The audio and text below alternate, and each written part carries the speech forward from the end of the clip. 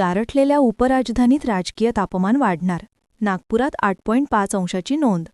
हिवाळी अधिवेशनात या समस्या मार्गी लागणार.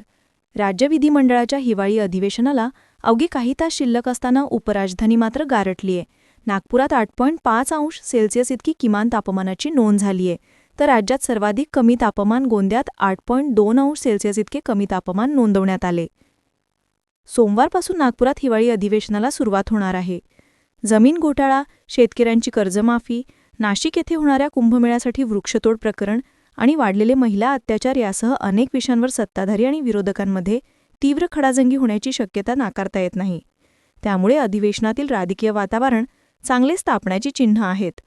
मात्र असे असले तरी उत्तरेकडून वाहणाऱ्या अतिथंड वाऱ्यांमुळे नागपूरचे वातावरण आणखी गारठणार असेच संकेत मिळत आहेत. त्यामुळे नागपुरात हिवाळी अधिवेशनासाठी येणाऱ्या आमदारांसह मंत्री आणि नेत्यांना आपली तब्येतही सांभाळावी लागणार आहे. गेल्या काही दिवसापासून नागपूरसह विदर्भात थंडीची लाट आहे. सातत्याने तापमान 10 ते 12 अंश सेल्सिअसपर्यंत नोंदवले जात आहे. 6 डिसेंबरला तापमानात चांगलीच घट झाली आणि या मोसमात पहिल्यांदा नागपूरचे तापमान 10 अंशाखाली आले. शनिवारी पहाटे नागपूरचे तापमान 9.6 अंश सेल्सिअस नोंदवण्यात आले, तर रविवारी सकाळी ते आणखी कमी होऊन 8.5 अंश सेल्सिअस तापमानाची नोंद करण्यात आली. दरम्यान पुढील आठवड्यात तापमानात आणखी 2 अंश सेल्सिअसपर्यंत घट होण्याची शक्यता प्रादेशिक हवामान विभागाच्या नागपूर केंद्राकडून वर्तवलेली आहे. त्यामुळे नागपूरच्या हिवाळी अधिवेशनात उबदार चर्चा करण्यासाठी येणाऱ्या आमदार आणि मंत्र्यांना नागपुरात हिल स्टेशनचा फील अनुभवता येणार, हे मात्र नक्की.